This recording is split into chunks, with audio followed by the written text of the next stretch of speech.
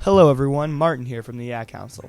Today we're going to be discussing something very important, traveling with your disability or special healthcare need. Before we get started, I wanted to state that this is just a general guideline and everyone's healthcare need is different. So, do what's best for you.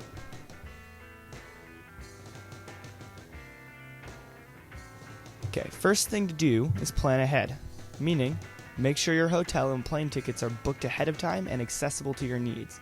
And let the airline know about your disability and what accommodations you may need.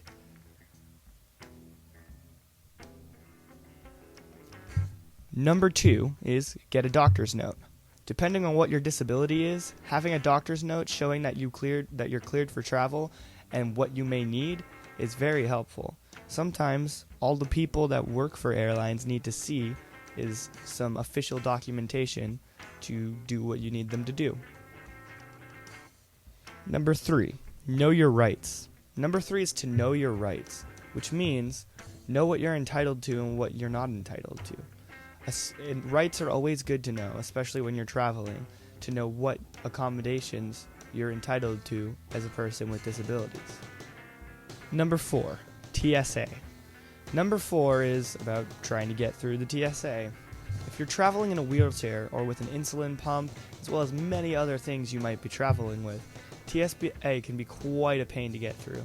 Make sure to read over the TSA's website to see what best suits you on how to get through airport security. TSA Pre and talking to someone with TSA to explain what your needs are two good solutions I've found personally.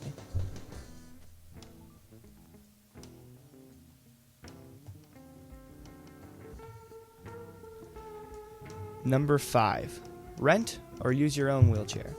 Number 5, if you're in a wheelchair, should you rent or use your own? Well, this one is really a personal preference. Sometimes it's easier to rent a wheelchair to avoid having to bring one along.